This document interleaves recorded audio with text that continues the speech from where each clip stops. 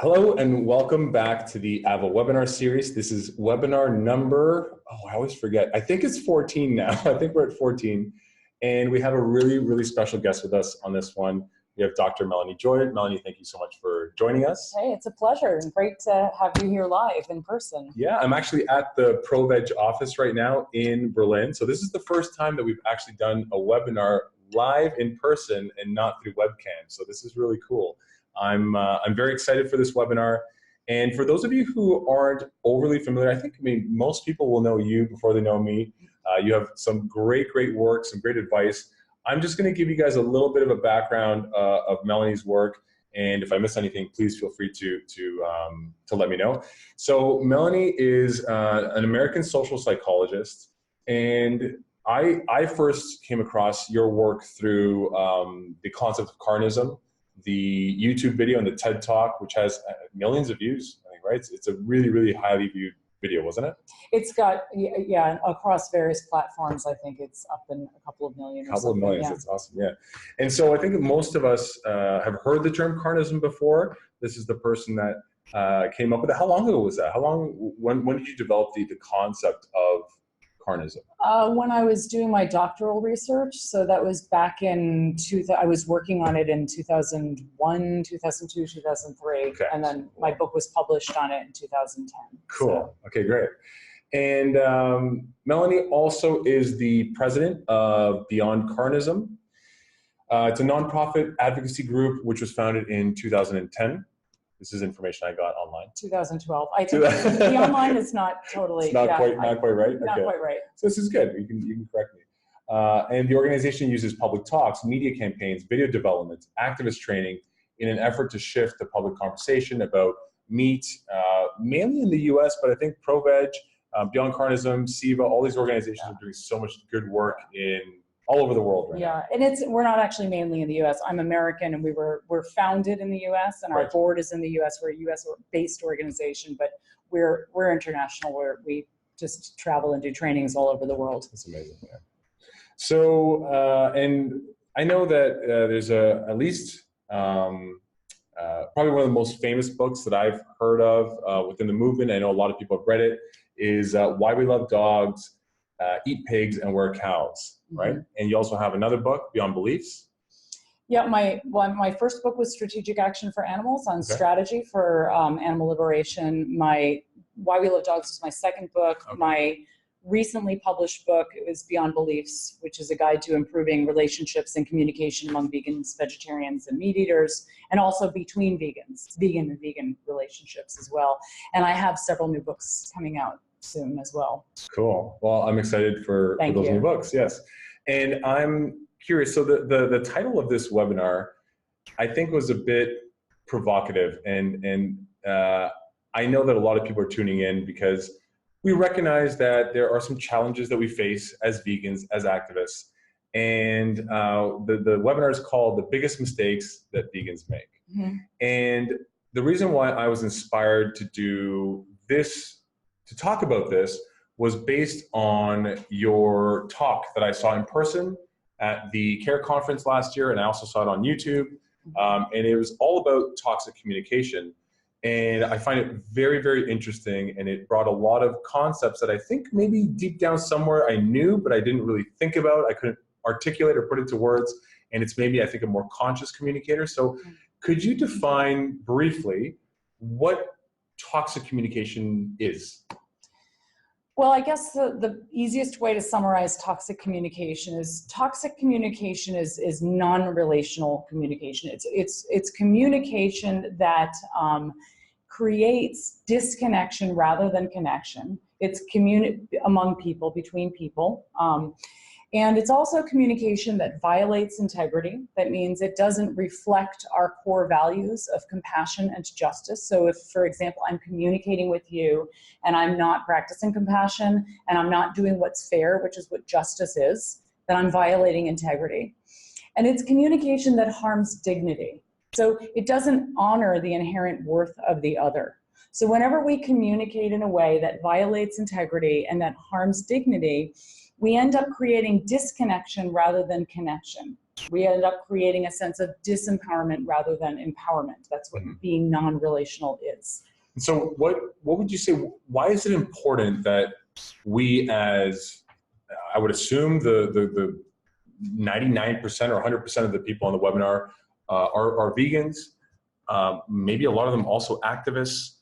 What is it that makes it so important that we really understand and are aware of what toxic communication is? Oh, there are so many reasons. I mean, first of all, when we communicate with others or other vegans and other non-vegans, and of course also with ourselves, if you think about it, we're always communicating with ourselves. So whatever I talk about here applies to self-communication or self-talk as well. When we communicate in a way that harms dignity, meaning that doesn't communicate that this other has fundamental inherent worth. When we harm dignity, we communicate that somebody is less than or less worthy than others. We know, studies have shown, that people automatically feel defensive against such communication. This is communication that generally creates a sense of shame, a feeling of being less than or less worthy than, and also creates a defensiveness. Most people are highly defensive against hearing anything that suggests being communicated with in a way that suggests that they're fundamentally not worthy. And they defend themselves. So it limits, and I'll talk about defensiveness a little bit later, it limits our ability to connect with others, to open minds, to open hearts, and it destroys morale in the vegan movement. I mean, if we want our movement to be a powerful force for animals, we need to have a movement that's resilient, a movement that's a safe place, a movement where people feel connected with one another and secure being in it. It's hard enough to live in a dominant animal eating culture as a vegan. And so it's really important that we create a sense of resilience and security in our movement, and that it's not going to happen if we don't trust that other vegans are going to be respectful in the way they talk about us and also to us. What do you think it is that might cause you, or maybe not, maybe you're very aware of this, and I feel like I'm fairly aware of how I communicate, but I'm sure, I know, actually I can think of one person specifically where I might fall into a toxic communication pattern. What do you think it is that causes me to do that? Oh, there's like also a lot of reasons for this. I mean, vegans are people. And people generally don't communicate very effectively and don't relate effectively. Most of us, it's really important to sort of to normalize what's happening and also to do something to change that. You know, most of us most people have to learn complicated geometry that we'll probably never need to use, and we don't get a single lesson on how to be healthy, relational, and, you know, individuals who communicate effectively. And this is why we simply lack the tools. We get no training whatsoever in self-awareness. So most of us, many people don't know what we're feeling, what we're thinking, and what we're needing. So we don't realize, we can't communicate directly. We can't say, hey, when you said this, it hurt my feelings. When you told me that I was a hypocrite as a vegan because I am not being vegan enough, or, you know, whatever might be said, that I found that really hurtful. You know, most of us just feel hurt, we feel ashamed, we get defensive, we lash back and try to take power back. And so, and as vegans, we also feel this incredible sense of urgency, and there's truth to this. There is an urgency to what we're doing and to the message that we have. We know that every second of every day, tremendous suffering is happening, and we feel compelled to end this suffering as quickly as possible. We're also, so this drives us to be thinking and acting faster than we need to if we want to be able to pause and be reflective, really check in with ourselves. What am I thinking? What am I feeling? What do I need? And communicate with that a bit more intentionally. And on top of this, many of us have experienced traumatization from being exposed to this global atrocity that is carnism. And when we experience some degree of traumatization, this affects the way we think, the way we feel, and ultimately the way we behave and communicate. Here's a question for you. I know that most people that I interact with in the movement, other vegans, other animal rights activists, they understand that when we're talking to non-vegans, we we're shooting ourselves in the foot if we communicate toxically with them. Like, people know that, and we learn that, and we practice that when we talk to non-vegans about it.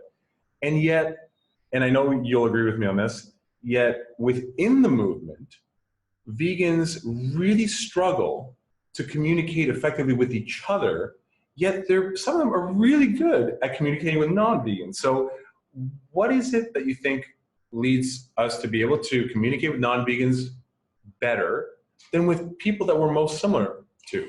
I mean, sometimes it's because, you know, very often our frustration is commensurate with our expectations. You know, if we expect sun and it rains, we're frustrated. If we expect rain and it rains, maybe we're not. And we tend to have higher expectations of vegans. It's not necessarily realistic to have higher expectations, but we often do. And people tend to feel more of a sense of betrayal when those with whom they identify closely don't act in alignment with their expectations than they do with those who they don't identify with.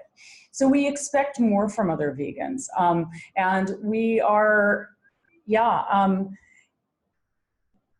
we also often feel we have this expectation that other vegans will understand us. Like, nobody understands us. Well, of course, you're a vegan, you'll understand me. And then that understanding doesn't necessarily happen. And of course, on top of this, we have this sense of urgency.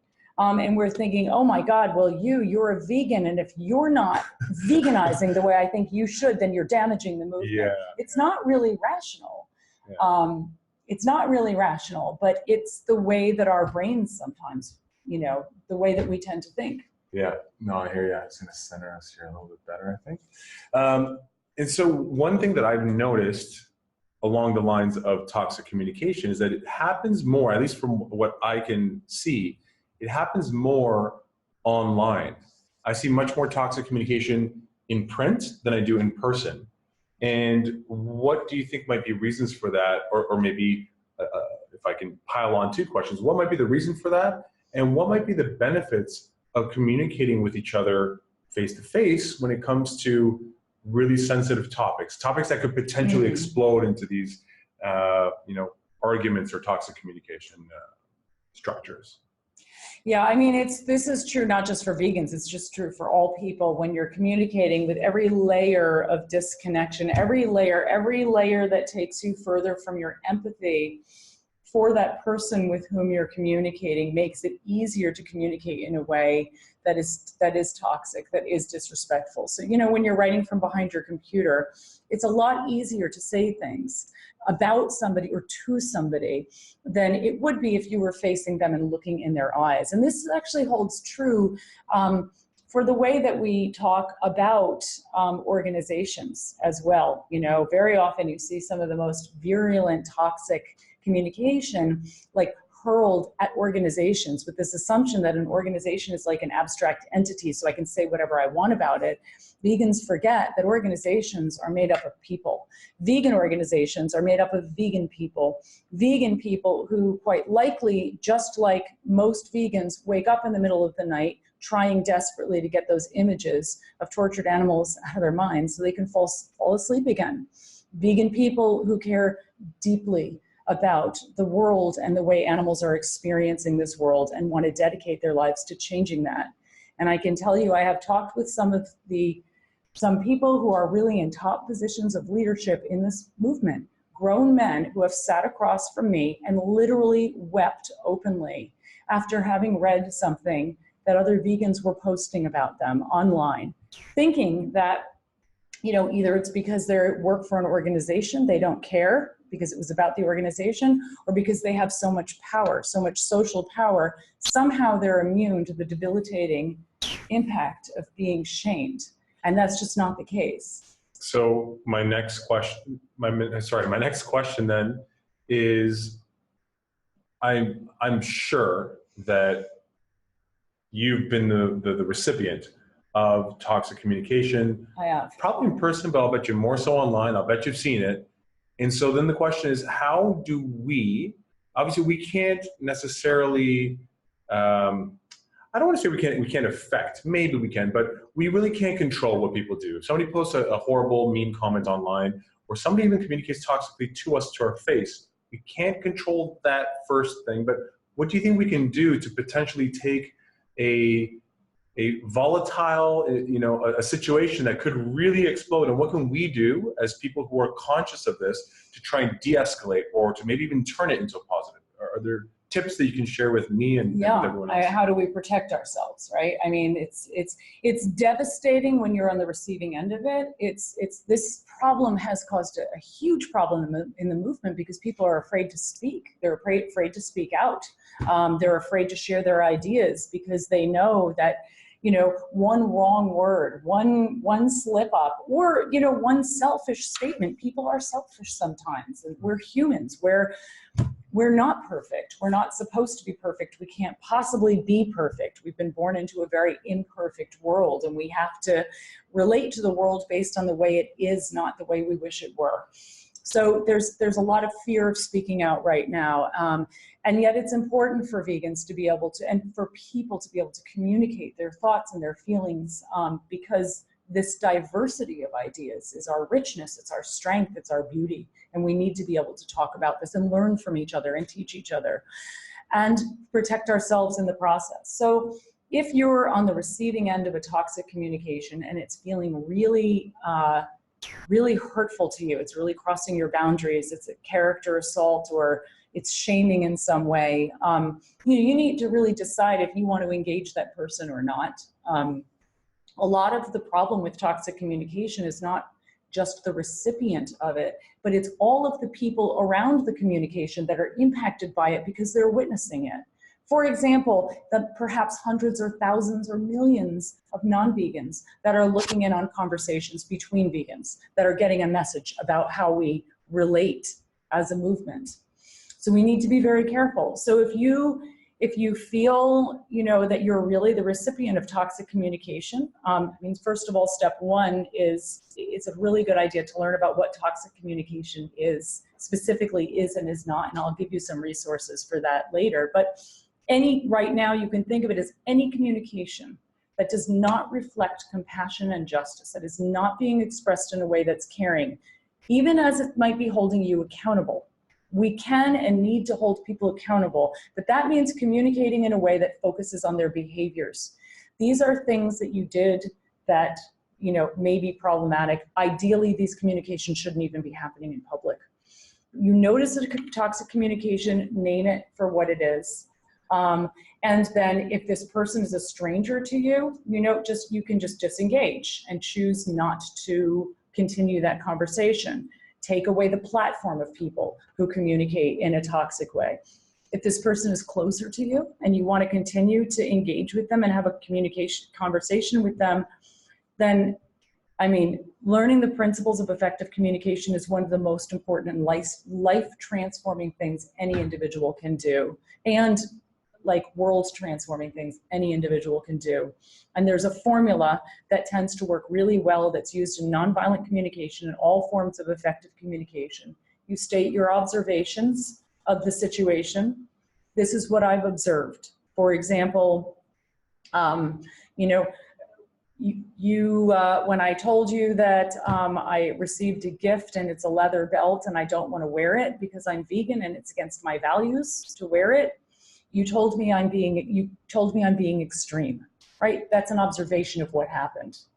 Then you state your perceptions of that, your thoughts about that. I interpret that to mean, or I can't help but think that you are putting me down for my core values and that you don't really understand who I am, or that you're judging me for something that's central to who I am. So observation, thought, then you share your feelings. I feel actually offended by this. I feel hurt. And then you state your needs. I'd love to be able to actually share information about veganism with you, not to convert you and turn you vegan, but so you understand me and you know what matters to me. And so that in the future, you don't encourage me to act against my own integrity and my values. This is just a quick example. You can apply this process to any communication. And I have been writing about this. I've got a couple of books that cover this subject in depth. Some depth that we'll get to a little bit later. Your work on carnism really helped, I think, a lot of people to understand the dominant culture and what exists in the dominant culture, this idea that eating meat is normal, natural, and necessary. When it comes to toxic communication, I think that I remember hearing you say, or maybe I inferred this, I don't remember, but that to me it seems like it is part of the dominant culture, that because we haven't been trained, we haven't been taught on how to recognize, maybe our own egos, how to, how to communicate effectively, how to say the things that you just said right there, the way that you said that, from a truly authentic place where hopefully the other person won't become defensive. How do you think we can start changing how normal it is to communicate toxically, especially online? What can we do, people that are watching this webinar, what can we do to start changing this? Because I think we all recognize how painful it is to us. Totally. We also recognize how ineffective it is when we fall into that trap and we communicate toxically. So what can we do? Totally. It's great. It's very well said. It's so normal at this point, toxic communication in the dominant culture and in the vegan culture, right? The subculture of the dominant culture. It's so normal as to be unremarkable. And we're like fish in water, and we can't even see the fact that we're in water. And so we really need to educate ourselves. We need to do for ourselves what we're asking non-vegans to do in order to move toward veganism in a healthy way. We need to get educated, right? And we need to become aware. We need to become aware of what toxic communication is and how to change that, learn the basics of effective communication.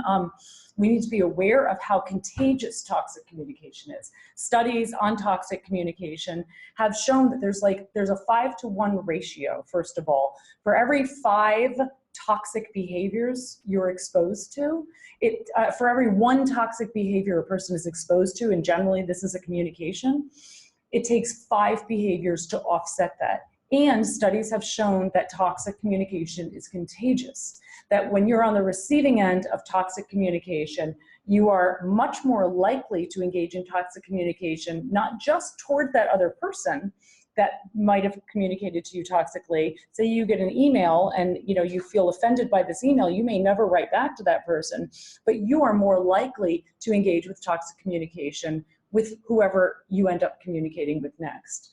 So, toxic communication, it spreads, as researchers have said, this spreads like the common cold. So we really need to know what it is. We need to be able to address it. And yeah, we need to be able to control it.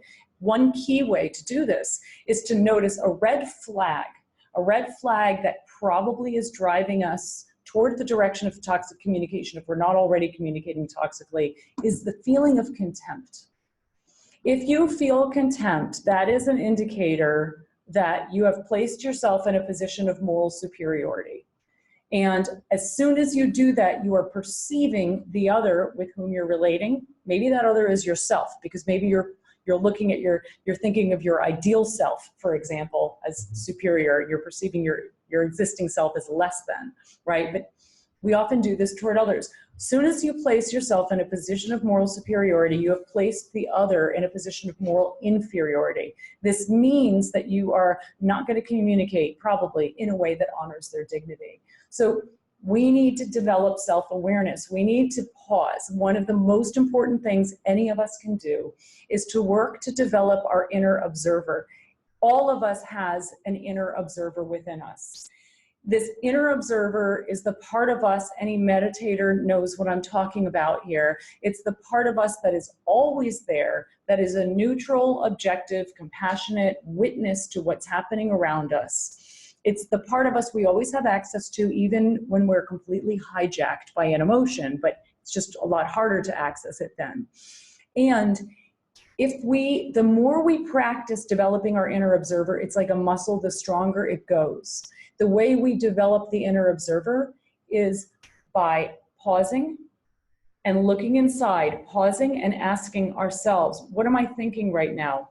What am I feeling right now? And then maybe if you want, what do I need right now? Just asking yourself, putting yourself in a position where you observe, and then you start to notice yourself in communication, in relationship, like what I'm talking about here. This is all about healthy ways of relating. It's all about healthy relationality. You start to notice yourself in relationship with others and yourself.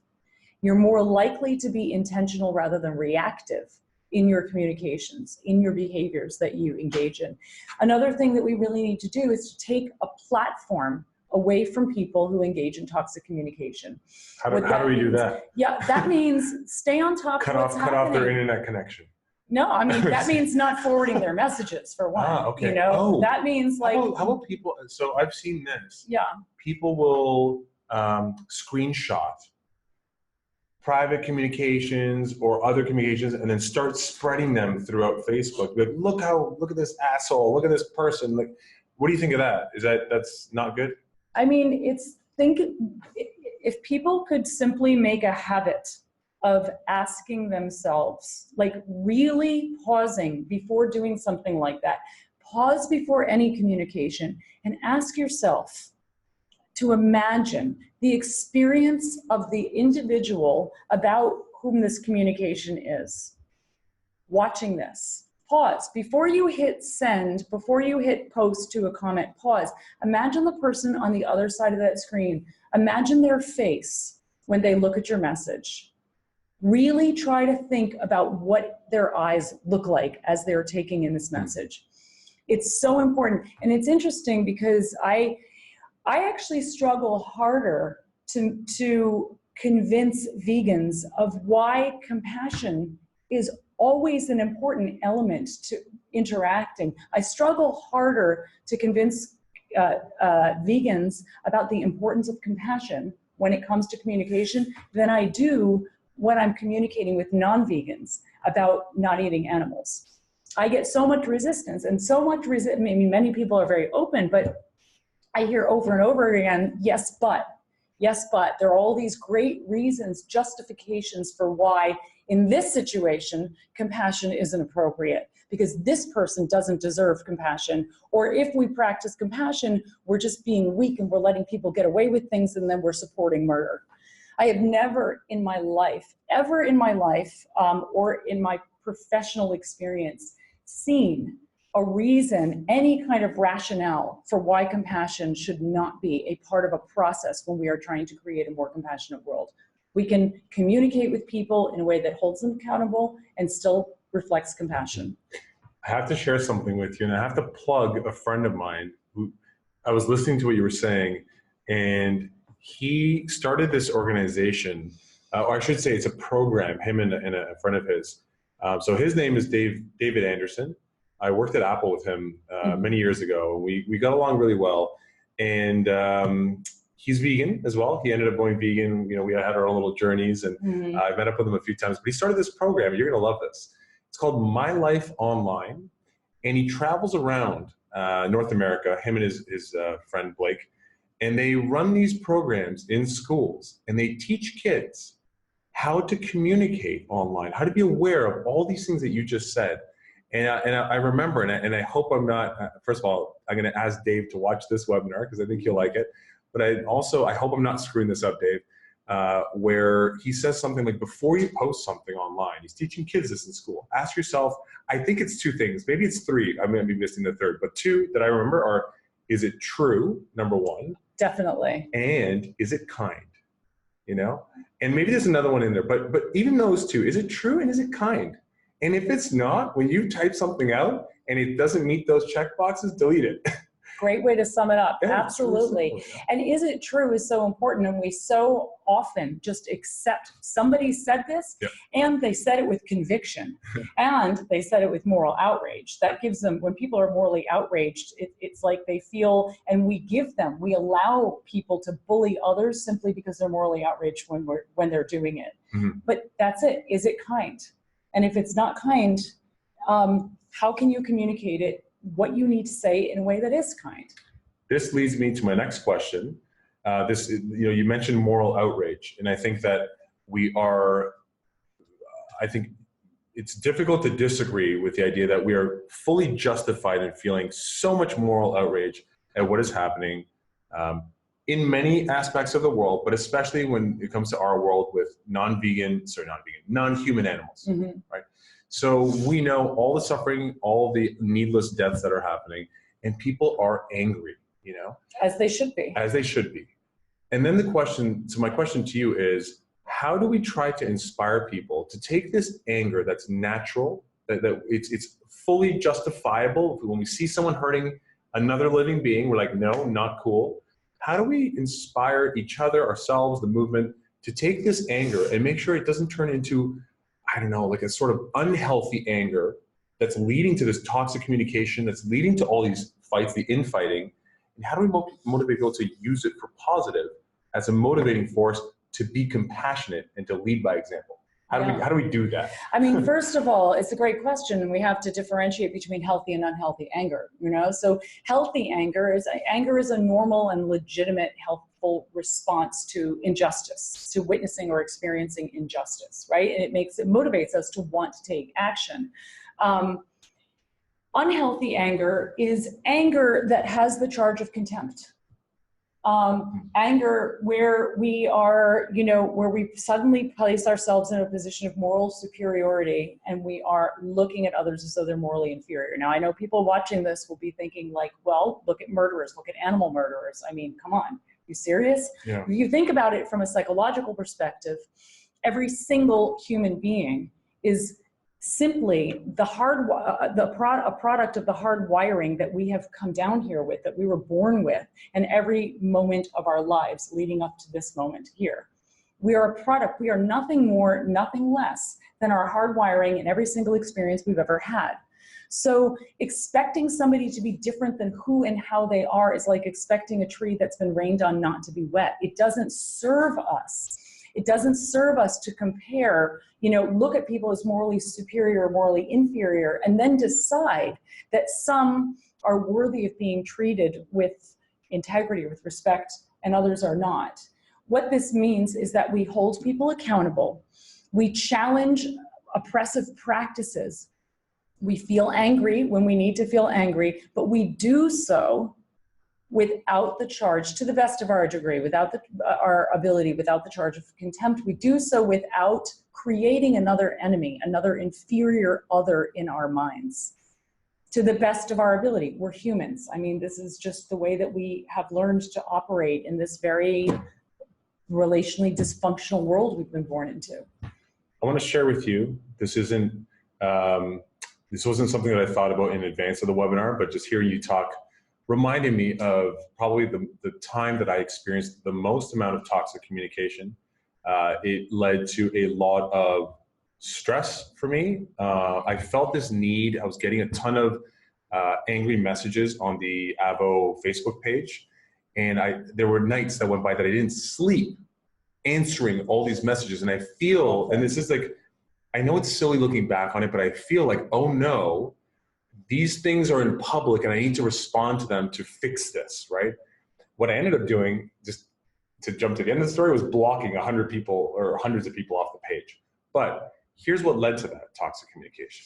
And it was, I made a post on the AVO page, and it was a picture of 2 slaughterhouse workers. And I wrote, if you hate these slaughterhouse workers, you also hate me, because I have just as much blood, if not more, on my hands than they do. And that was inspired by your close colleagues' talk in the CARE conference. So Tobias Lanehart, he said one thing, one quote in there, and now I forget who he quoted. Maybe you know who the person who originally said this is. But he said, there, but for the grace of God, go I. Right? And so just to clarify that, because it took me a second to figure that out, if it weren't for, you know, if you're religious, God, or if it weren't for luck, I could be that other person. You know, I could have been that slaughterhouse worker. And I really think when people say, never, not me, I could never do that job, I think we're forgetting that we are looking at this through our vegan lens, because of all the experiences, like you said, that we've had that have led us to this point in time to be able to say that. But if I had grown up in a different family, and you know, I was very privileged. If I had grown up in poverty, I had maybe I perceived I had no other options, right? Because people say they have other options, but maybe they don't perceive that they do. Maybe they don't understand that. So I could have worked there, you know? And I got you have no idea how much hate from vegans I got for that. I got accused of working for the industry because of that. And it was so damaging. It was so stressful. It took away from all the work that I was doing for animals, and it made me defend, and I had to it took me a few days to just be like, okay, this is silly, waste of time, and just start blocking. But I don't know. What are your thoughts on that?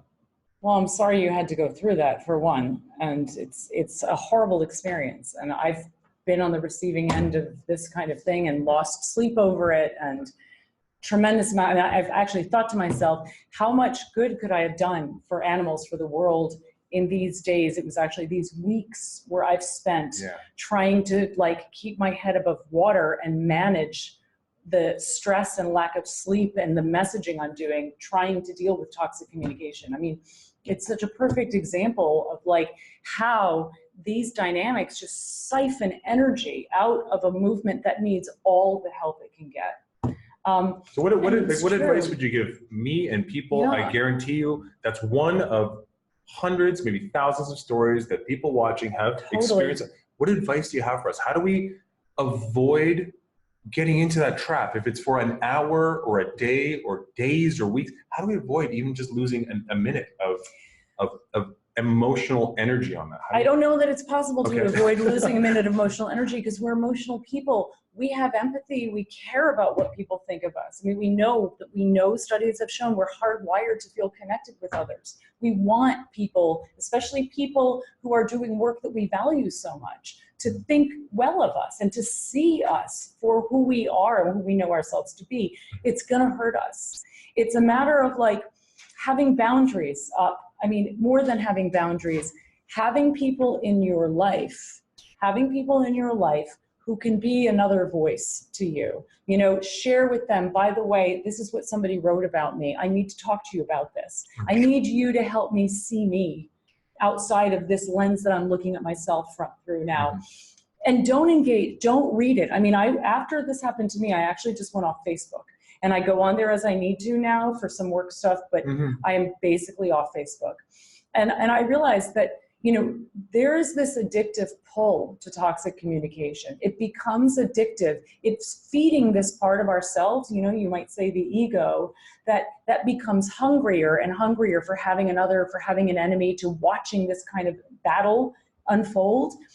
Pay attention to that tendency. Don't expose yourself to toxic communication between other people. To the best of your ability, unplug and disconnect, and be very selective about who you let into your world. Your world, your relational world is your sacred space. That is sacred space. It is like your home. You're careful about who you let into your home. It's important to be careful about who you let into the sacred space of your relational world. If somebody is not communicating with you in a way that feels respectful to you, even if you can't put your finger on the behavior and what's wrong, listen to yourself internally. If you don't feel good in this person's presence communicating with them, if you don't feel safe, pay attention to that and step back and disengage if you need to. I have, in my book, Beyond Beliefs, I have a whole chapter on effective communication. The whole book is on healthy relationality, particularly for people with veg who are vegan.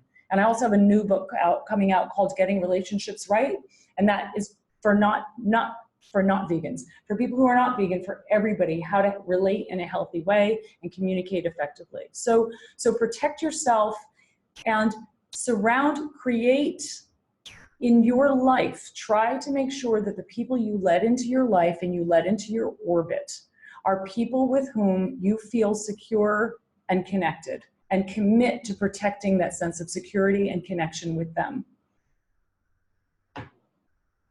Yeah, that's good. That's really good advice. I have a tough question for you, if you're up for one. It's a challenging one. Try me. Okay, so I know both of us spend pretty much all day, every day, focusing on communication. It's what we're passionate about, what we try to teach people and inspire people to do well, is to communicate well. And we know we have a lot of tools that we're very familiar with, that we try to implement, or that we do implement almost all the time. At least I'm speaking for myself here, almost all the time. Can you think of the last time when maybe you communicated toxically and what led to that happening? I think you should ask my husband that question. Okay, well, there's the answer. He'd give you a better answer. Actually, yes, it was like 3 days ago. I communicated toxically with him, and I knew it because he pointed it out to me. Because unfortunately, I have asked him to read all of my books and come to my workshops. So now he has the whole vocabulary that he needs. So, Mel, you're violating my emotional boundaries. Mel, that's toxic communication. I'm like, oh my God, I've created a monster. Someone did that to me in the workshop. Someone called me out. I was like, I should never have taught you this. I know. I'm like, why? I thought the books would help. So yeah, I mean, and it happens to all of us. And I really want to normalize. Hold on, I don't want to let you off too easy here. Yeah. What led you to do that? Yeah, I was feeling, I was frustrated about something, and I wasn't communicating my frustration directly to him. And I wasn't even fully aware of how frustrated I was just annoyed. And it was also before coffee. So I think that gets me a little bit off the hook, although it's not a very vegan thing to say. But yeah, I was feeling frustrated, and instead of just saying, look, I'm getting really frustrated with this process, we were trying to make a decision together about something, and we work together too, so that complicates things a little bit. So yeah, you work together and you live together, and we're married, and you're married. Yes, and we have no boundaries. So anyway, yeah, and I was frustrated, and I, instead of just saying, look, I'm getting really frustrated with this, can we, please push this process forward? I was trying to make a decision on something. I said, forget it, I'm just going to go ahead and book the trip. Because we were trying to book a trip somewhere for a work trip. Okay. And that wasn't fair, because I wasn't going to go ahead and book the trip, because I can't go ahead and book the trip without him giving me approval and his feedback. Right. Right. But in that, he pointed out, he was like, well, that was a threat. It was like you basically saying, I'm going to make a unilateral decision to do something without your input. Right. And then I was like, of course, it was not a big issue. I apologized and we talked about it, and it was a learning for me to never share another book with him. But it was really helpful. And I want to say that it's really important, I think, when we start talking about communication, we start talking about toxic communication, healthy communication, and relationality, it's easy for people, especially conscientious people like vegans, to start to feel perfectionistic about this and like, oh my God, I have to communicate perfectly. I have to do this right. Or to look back on past communications and all the things that they haven't done that are, effective. It's really just important to acknowledge that we have been born into this deeply relationally dysfunctional world. We're socialized to relate in a very dysfunctional way with each other. Frankly, I am shocked that we make it through the day every day as human beings, because we don't get the training we need to be functional and healthy in relationships. And we just kind of muddle our way through, and we somehow kind of make it work. I'm not shocked when I see people acting narcissistically or relationally dysfunctionally at all. I expect it. Of course we're going to be like this. Look at what we've got. Look at this mess that we've inherited. Look at the socialization we've all internalized. We're all messed up in a lot of ways, and that it is what it is. We have to accept that and, develop relational literacy in order to move beyond the limiting aspects of this. I have a new book coming out called Powerarchy, and it's about the non-relational system that conditions us to engage in these behaviors that harm our world and ourselves. You mentioned conscientiousness, mm-hmm. and I know that there are certain topics that when I talk about them, so I'm trying to, for example, one example is when I'm speaking to people about veganism and animal rights, I want them to think about their own why. Why is such a key concept to coaching, yet I try not to start questions with the word why, because they can come off as judgmental. People feel like they have to justify themselves. So there are ways grammatically just to play with the sentence structure to ask a why question that doesn't start with a why word. Mm-hmm. So I'm very conscious of this. Occasionally, when I'm running a workshop, and I do this 24/7, I'm trying never to ask why questions. Even to you right now, I'm trying not to ask a question that starts with the word why. And if I do, I get this little buzzer that goes off in my head. You said a why question, and so what? I go through, but I recognize that. How can we develop, can you think of ways that I can develop, or we can develop, this little buzzer in our head that goes off either before we're about to communicate toxically or in the moment? Some little alarm that can warn us or remind us, hey, you're not communicating kindly or effectively. Is it a weird question? No, it's a great, I mean, it's a great question. It's like I said before, it's developing the muscle of your inner observer. It's sort of like the more you do it, like one thing you can do is you can set an alarm to go off several times throughout the day. And when that alarm goes off, you pause and ask yourself, what am I thinking? I mean, you really pause, give yourself a full minute or 2 minutes or 5 minutes, you know, but just pause and look inward. What am I thinking? What am I feeling? You'd be surprised. Like, we all have this inner voice in our minds. It's going all the time. Becoming familiar with that voice is really important. There's actually a great book called Feeling Good, the New Mood book, which is all about identifying your inner voice, your internal dialogue, and restructuring it so that it's more compassionate and more rational also. So working on developing the habit of pausing throughout the day makes you start to automatically do that. And the more self-aware you become, the more you start, like, oh, I'm starting to get triggered right now, for example. Like, you start to notice when you look inside yourself and you say, how am I feeling? You might not know the answer to that, but you can ask yourself, well, what am I feeling in my body? Oh, my chest is tight, you know? What am I feeling in my stomach? Oh, it's got, like, it's jumping around. Oh, it's butterflies. Oh, I think I'm feeling anxious. It's all about developing self-awareness. And of course, developing, practicing meditation is hugely, hugely helpful for this. There's a great app called Headspace, which is, I think you get the first 10 days free, and then it's quite cheap. And you can do, even if you just practice for 10 minutes a day meditation, Headspace makes it easy to do that. And it makes it easy and fun to do that. And it can really work wonders. What resource, towards the beginning of the webinar, you said that one of the other things that we can do is just to become conscious and to learn about what toxic communication is. Yeah. I will link whatever links you give me in the YouTube video. For those people that are watching right now that might want to write it down, where can people go to find information if they want to research it and learn more about toxic communication? So my talk on, you're going to link to the vegan talk you said on toxic communication. I think that talk is great. Yeah. So okay, so that's great. My book, Beyond Beliefs, has a whole chapter on effective communication. My new book, Powerarchy, has a chapter on communication. And both of these books are communication in general, but also as it applies to working for social change and working for veganism. How do we talk about these issues? We give trainings on this through SIVA. There's also a really great book called Messages. So just to slow down a little bit for anyone who doesn't know what SIVA is. Oh, sorry. CEVA, the Center for Effective Vegan Advocacy. And for the YouTube talk that you have, the talk that you have up on YouTube, how would people find it? What could they search in YouTube? I have no idea. But it's called Vegan Community. See, I told you I'm terrible with social media. So Vegan Communication, the Problem and the Promise. And I think it's actually on our YouTube channel at Beyond Carnism. So Beyond Carnism. Yeah. Okay. Go to our Beyond Carnism YouTube channel and it's there. And if you want a whole book on effective communication, covers pretty much everything about communication. It's called Messages, the Communication Skills Book by McKay et al. And that's really fantastic. These resources can be, they will absolutely provide the foundation and even, beyond that.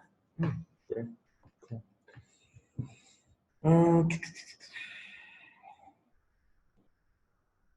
Oh yeah, this is an interesting one. So we run workshops, right? We go out there and we share some of the things that we've learned. I'm more repeating things that I've heard from other people. You've done your own research, so maybe it's a little bit more legitimate, but either way, we get a lot of thank yous. We get a lot of thank yous from people. I know after I run a workshop, people are very grateful for what we do. And I think at one point in your talk, you mentioned that most of us who aren't, running a workshop, let's say, we don't happen to get the appropriate amount, or even anywhere near that, the amount of recognition for all of the hard work that we're doing. Mm-hmm. And I know that one of the most beautiful things that the organizations that I've been a part of, that I felt the best about, had a really strong culture of appreciation for each other. How do we create that, or how do we emphasize that in our movement? I mean, just great question. I mean, just knowing that appreciation is expressing appreciation is a practice, it's a behavior that can be transformative, and that's incredibly important. That's a really important first step, knowing that it's missing in our movement largely. I mean, we will work the rest of our lives, perhaps, toward animal liberation, and most of us will never live to see that day come. I mean, the good news is there's a lot of progress, and, I don't mean to minimize the benefits and the work that we're doing. It's tremendous. And it's true that we'll probably never live to see animal liberation fully actualized. That's hard. We'll also never be thanked by those we're working for, or at least not by the direct victims that we're working to liberate. And it's hard, and we don't need to be thanked, but we're not going to be thanked. So we really need, if we want to commit a culture of resilience, this is a strong, powerful vegan movement. A culture of resilience is a culture where appreciation is expressed often and authentically. And we need to simply commit to doing this to each other. I mean, one simple step is notice. This is just, do this in your life. It doesn't have to just be with other vegans. When somebody does something that you notice has had a positive impact in some way or another, say thank you. I really appreciate that and be specific about it. I really appreciate that you stayed at the demo this evening, even though, you said you weren't so sure if it was like your kind of thing, or you felt a little weird because it was so loud or whatever. I really appreciate that. And do this in your life in general. I mean, relationships will flourish when people start. One of the ways to help relationships flourish is to start expressing appreciation. Yeah, it's humbling to think about it, because I know that I don't do it enough, and I don't do it I know that, and this is so sad, with the people closest to me, like with my family. Mm-hmm. They're the ones I think who deserve probably the most appreciation and who get the least. And it's this weird thing. The people closest to us always get the worst side of us. Well, family is difficult. I mean, in family, there are existing power struggles, that can get in the way of us trying to communicate about veganism and non-veganism. And it's also hard to appreciate family because, again, we expect more.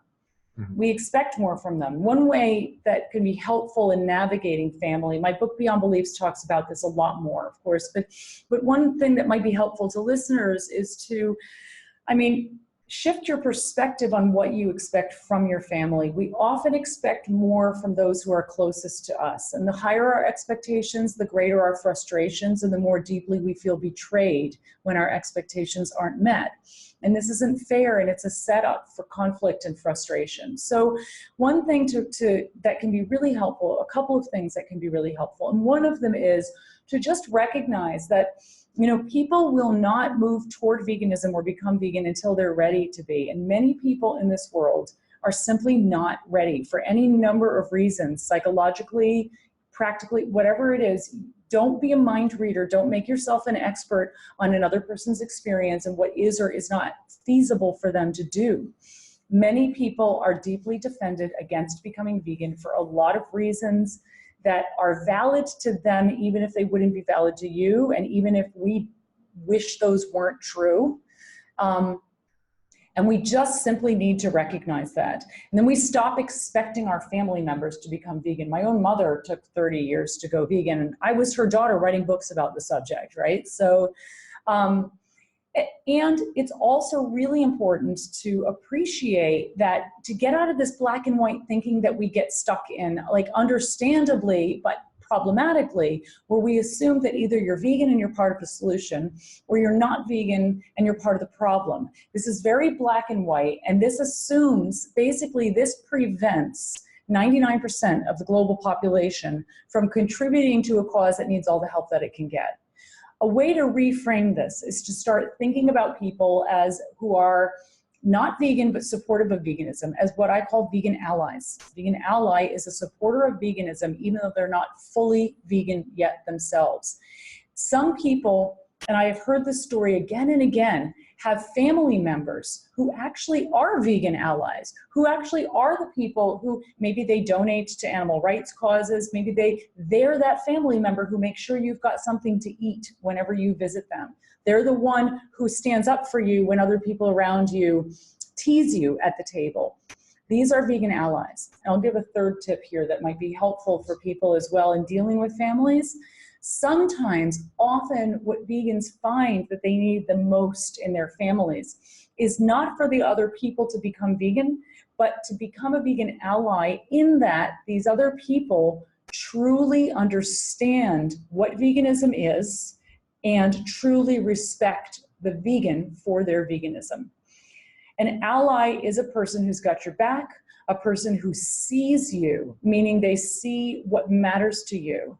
And they support you in that even if they don't share those views themselves. And we all need to commit to allyship toward each other if we want to have any semblance of connection in our relationships. Unless, of course, the other person's need for allyship requires us to violate our integrity or be in an unsafe situation. Like a vegan should not be expected to be an ally to a hunter, for example. That just wouldn't work.